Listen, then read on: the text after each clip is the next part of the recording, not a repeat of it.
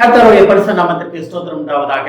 இன்றைய ஜீவவார்த்தை நிகழ்ச்சியை கேட்டுக்கொண்டிருக்கும் அனைவரையும் கர்த்தருடைய பரிசுத்த நாமத்தினால் வாழ்த்துகிறேன், ஆசீர்வதிக்கிறேன். இன்றைய சின்ன தியானத்திற்கு தேவன் கொடுத்த வேத பகுதி அது சங்கீத புஸ்தகம், அதில் 46ஆம் சங்கீதம் 7ஆம் வசனம். சங்கீதம் 46:7. சேனைகளின் கர்த்தர் நம்மோடு இருக்கிறார், யாக்கோபின் தேவன் நமக்கு உயர்ந்த அடைக்கலமானவர். இன்றைய தினம் இதை கேட்டுக்கொண்டிருக்கும் தேவ பிள்ளைகளே, தேவ ஜனமே, சேனைகளின் கர்த்தராகிய இயேசு கிறிஸ்து உங்களுடன் இருக்கிறார். இது தாவீது ராஜா எழுதின ஒரு சங்கீதம், நமக்கு எல்லாமே தெரியும். அது பாருங்க, அது பழைய ஏற்பாட்டு காலத்திலே தாவீது ராஜாவுக்கு நல்லாவே தெரிஞ்சது. தேவன் அவருடன் இருக்கிறார், கர்த்தர் அவருடன் இருக்கிறார். ஆனால் தான் ஆடுகள் மேய்த்து கொண்டிருந்த அவரை கொண்டு போய் ராஜாவாக மாற்றினார். அப்ப ஆடு மேய்த்து கொண்டிருந்த போதும் அவர் தேவனுடன் சந்தரித்து கொண்டிருந்தார், தேவனுடைய இடைப்பட்டு கொண்டிருந்தார், தேவன் அவங்களும் பேசிக்கொண்டே இருந்தாங்க.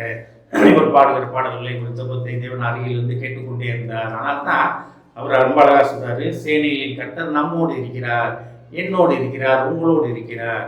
கர்த்தர் நம்ம கூட இல்லாட்டி நம்ம இன்னைக்கோ அழிந்து போயிருப்போம், இன்னைக்கோ நம்ம நிர்மூலமாகி இருப்போம்.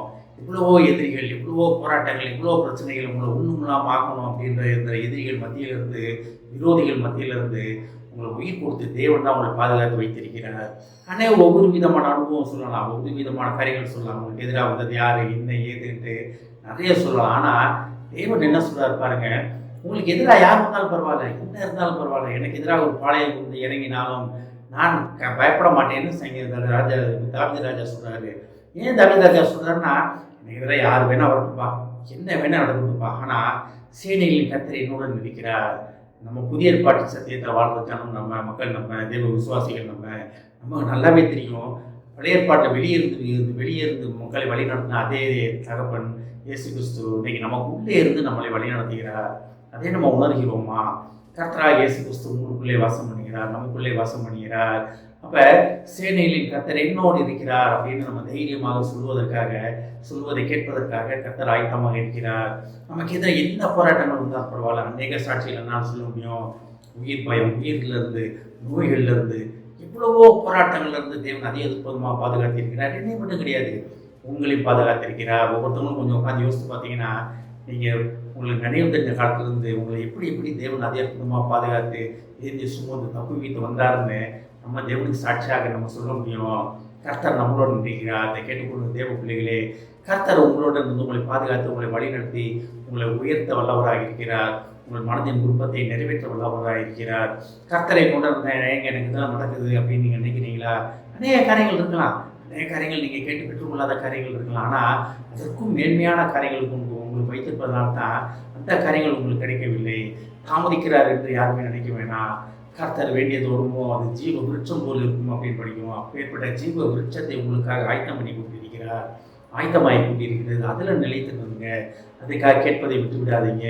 கேட்கிற எவ்வளோ பெற்றுக்கொள்கிறார் நம்ம வேதத்தை படிக்கிறோம். ஆனால் தேவ நாமத்துக்கு மகிமையான காரியங்களை கேட்கிறோமா என்பதை நம்ம நிதானித்து கேட்க வேண்டும். நம்ம ஏதோ கேட்டதெல்லாம் கொடுத்துவாரு கிடையாது. நம்ம தேவ நாமத்துக்கு மகிமையான காரியங்களை கேட்க வேண்டும். அப்போ தான் அது உடனடியாக கிடைக்கும். நிறைய காரியங்கள் கேட்கணும், ஆனால் அது உண்மையிலேயே தேவநாம மகிமைப்படுதா இல்லை நம்ம மட்டும் சந்தோஷமாக தான் போதும் நினைக்கிறோமா? நம்மளாலுமே ஆராய்ந்து பார்ப்போம். ஆனால் பாருங்களீங்க, யாக்கோபின் தேவன் நமக்கு உயர்ந்த அடைக்கலமானவர். உயர்ந்த அடைக்கலம் என்னன்னா, கண்மலையின் மேல் கட்டப்பட்ட வீடு, பெருமலை பிரிந்து ஒன்றும் இல்லை, புயல் அடித்து ஒன்றாகலை. அப்போ பெருமலையாகிய கண்மலையாகிய அவர் மேலே நம்ம கட்டப்பட வேண்டும். அதுக்காகத்தான் கேட்குறாரு, நான் உன்னுடனே இருக்கிறேன், அதை புரிஞ்சுக்க, நான் தான் உயர்ந்த அடைக்கலம் உனக்கு, அதை புரிஞ்சுக்க. உனக்கு எதிராக என்ன இருந்தாலும் நான் உன்னை பாதுகாப்பதற்காக நான் உன்னுடனே இருக்கிறேன். இந்த தினம் இதை கேட்டுக்கொண்டு தேவதானமே, கர்த்தர் உங்களுடன் இருக்கிறார். உங்களை பாதுகாப்பதற்காக, உங்களை உயர்த்துவதற்காக, உங்களை வல்லமையால் வரங்களால் நிரப்புவதற்காக, உங்கள் மனதின் விருப்பத்தை நிறைவேற்றுவதற்காக கர்த்தர் உங்களுடன் இருக்கிறார். அந்த வசனத்தை நான் திருப்பி படிக்கிறேன் பாருங்க.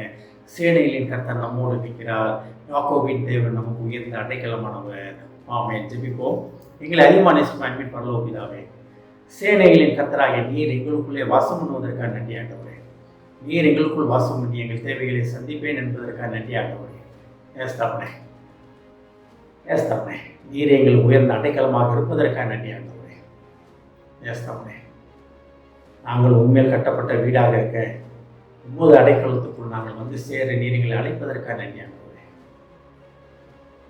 இதை கேட்டுக்கொண்டு ஒவ்வொருவரையும் ஆசீர்வதிக்கிறோமாப்பா, ஒவ்வொரு குடும்பத்தையும் ஆசீர்வதிக்கிறோம் ஆண்டவரே. குடும்பத்தில் உள்ள ஒவ்வொருவரையும் ஆசீர்வதிக்கிறோமாப்பா. அப்பா. கணவன் மனைவி ஆசீர்வதிக்கணும் அப்பா. அவருக்குள்ள உறவுகளை நிலைத்து நிற்க அந்த உறவுகள் உள்ள பிரச்சனைகள் இல்லாமல் அவர் சந்தோஷ சமாதானமாக உமது நாமத்துக்கு மகிமையுள்ள சாட்சிகளாக அவரை நிறுத்துவேன் என்பதற்காக எஸ்தாமே. குடும்பத்திலே கணவன் மனைவிக்குள்ள சண்டை போட்டுக் கொண்டிருக்கும் அந்த தேவையில்லாத அசுத்தாவின் கோஷங்களை உமது நாமத்தினால உடை தெரிகிறோம் உடை தெரிகிறோம். எழுதி கொண்டிருக்கும் பிள்ளைகளை உமது கற்ற தெரியும் ஆசீர்வதிக்கணும். தாய்த்தினாவை எடுத்துக்கொண்டு தைரியத்தினாவே அந்த பிள்ளைகளை நடத்தும் ஆசீர்வதிக்கணும். இயேசுவின் மூலமாக கேட்கிறேன் நல்ல பிதாவே. ஆமென். கர்த்தர் உங்களை ஆசீர்வதிப்பாராக.